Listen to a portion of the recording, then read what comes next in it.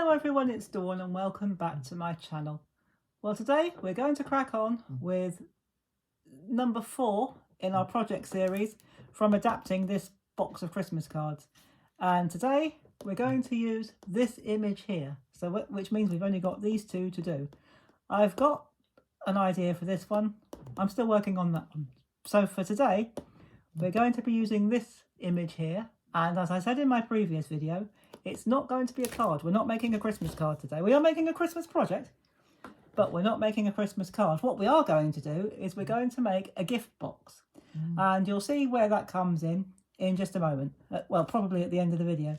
So you need 2 pieces of card. These are pieces of pattern paper from my stock. This is a double-sided, but we're going to use this one for the top. That's what we've got on the bottom. So you've got a nice one on the inside as well. And your base needs to be, for this project, 10 by 10 inches. And your lid needs to be 8 by 8. And we'll work all of that out as we go along. I'll show you where it all comes in as we go along. So I know there are a couple of new crafters who've joined us. So welcome to our new crafters and our long-term crafters. So especially for everybody really, but especially for the new crafters, we're going to go through the first part of this anyway, step by step. So we're going to make a box, we're going to make a gift box. So we've scored it at 2 inches on all 4 sides. So we've just scored it at 2 inches on all 4 sides. And we're going to cut up to that first score line on all 4 parts like that. So in all the corner tabs, I'm just going to very quickly turn that round and we're going to cut up like that. This is what makes the tabs to hold the thing together. And then what we're going to do, to stop it getting too bulky, we're just going to very quickly take out a little wedge, which means that when we put our box together, it will all tuck in nicely and neatly, and you won't have any horrible bits sticking out. Even if you do, you can chop them off. But if you haven't got them there in the first place, it just makes the job a bit easier. So we're just going to very quickly chop this, make these wedges like that, just up to those on these tabs, which will be used to put the box together. So we've just got one more to do very quickly. So we'll do this all together. And we are done for that part anyway. So now let's find somewhere to put the scissors and all the bits. Let's see if we can sweep them off to one side. So now we've got a piece that looks like that. So I'm going to turn it over onto what will be the inside of the box. And we're just going to fold and burnish. I'm going to use my spatula as I've got it on my table. So you can use your fingers if you want to. So we'll use the spatula for this side and I'll use my fingers for the other side. So do the tabs as well. Just give them a nice fold. So fold it in and burnish. So the rest of it I'll do with my fingers. So we're just going to fold it in and push it down like that. So this is the quick bit. We're going to do this very quickly together. And we'll do this bit as well. Fold it in, give it a good burnish. And the other side. So now we've got our folds all nice and ready. Now you can use glue for this. Anyone who's regular to my channel will know that I don't do many videos. Whoops, that was me glue falling down. I don't do many videos without my trusty red runner tape, and this is no exception. I'm not going to do this one without it either. So what we're going to do, you can use glue, you can use tacky glue if you want to, or whatever glue you like to use, but I'm going to use my trusty red runner tape because it's quick. And if you use the red one, for those who haven't heard me before, if you use the red one, this is made by Stick It. If you use the red one, it's permanent, it's like the red liner tape. So we're going to we'll do 2 at a time, we'll do one side at a time. So what we do, we put our adhesive on, whether it's tape, you can use the red liner tape if you want to, whether it's tape or glue, then you lift it up, bring it up so that that corner touches the tab and push it into place like that. And again, on the other side, bring it up so that the corner is flush with that tab.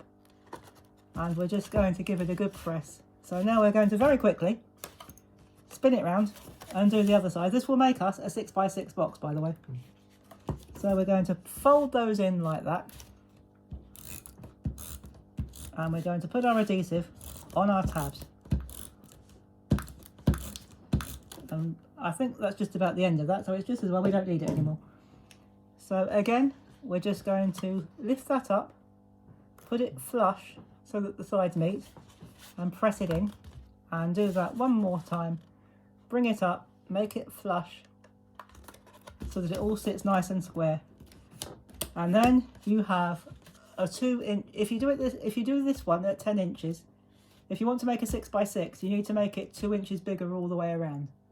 So whatever depth you want your box, so if you, for example, if you're making a 6x6, whatever depth you want your box to be, you need to add on that extra all the way around. So in this case, we're making a 2-inch box. So we've added 2 inches each side, so it's a 10x10. But when you fold it up, it's a 6x6. So I hope that makes sense.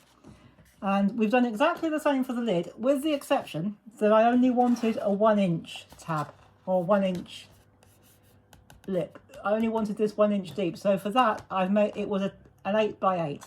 And again, I scored it at, the only difference was I scored it at 1 inch all the way around. And I will put all of this in the description box down below.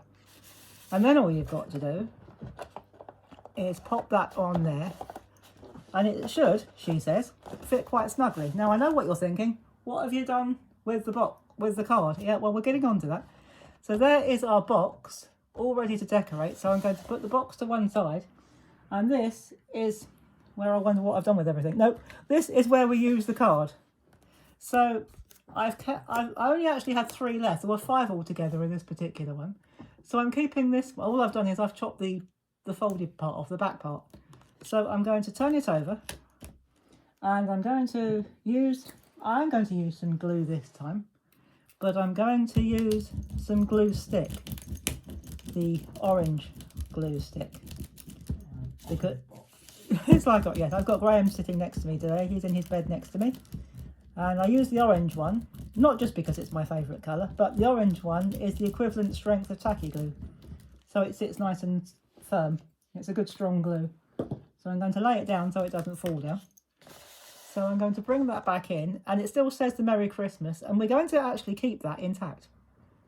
So I'm going to keep the Merry Christmas part on it, because that on its own is a very acceptable box. If you wanted to, you could just cut the front part off and keep it on like that. But we're going to take it a couple of stages further actually. And I have cut up another one, and all I've done is I've cut out the inside altogether, including the robin, and I've cut it out to make a wreath. And on the back we've got some foam pads, so I'm going to bring that back, and that is going to, you can offset it actually, you don't have to keep it in its original position. I'm going to this time only because, not that you'll see it by the time I'm finished, I'd left a little bit of the tail feathers from the robin from the previous one. When I cut this out, I hadn't noticed it, to be honest. But, well, and you could leave it like that. That's perfectly okay. But I've cut another one out and made it a bit wider. But I'm not going to put it necessarily in that same place. I'm going to offset the flowers, and that will cover that part up. I'm just going to decide where I want it. Just keep on twisting it until you... I think that'll do. So I'm going to pop that down there. So then you've got... If you make one of the top pieces wider, you can see some of the other bits sticking out from underneath. And you have a very pleasing Christmas box top. So that's what we've done with that image. We have made a topper for our box. If you want to, you can put some finger lifts. I haven't done that this time, but sometimes I do. I decided not to this time, because I think that comes off quite nicely on its own. So I might put some finger lifts on. It rather depends on who will be the recipient of whatever goes inside it. So there you go. There is our box, and we've used images from about 3 Christmas cards with the same image to make a Christmas card, to make a gift box topper. Don't ask me to say that again. So we've made a topper to go on top of our lid of our box, just to finish it off and make it just a little bit more detailed. So I hope you've enjoyed that, and I hope you have a go yourself with. It doesn't have to be this card, as I've said throughout this project. You don't have to use this box of cards, this particular box. You can use whatever you've got. You can use your own cards if you've got them. Other boxes, you can use stamps and dies and make your own wreaths. You can use whatever you happen to have at home. So don't think you have to rush out and try and find this box, because you don't. Use whatever you've got. But I rather like the way this one came out, and I'm pleased with it. So I hope you've had a good weekend. I hope you've enjoyed this project and give it a go with yourself with whatever you've got in your stash. And I will see you on Wednesday with project number 5. And if I can find the box, oh there it is. It's on the table next to me, which is why I couldn't find it. So for project number 5, we're going to be using that image there, those little 5 Christmas trees. And we're going to do something a bit different with them, again. So I'll see you on Wednesday. So take care, everybody. Have fun. And as always, happy crafting. Bye-bye for now.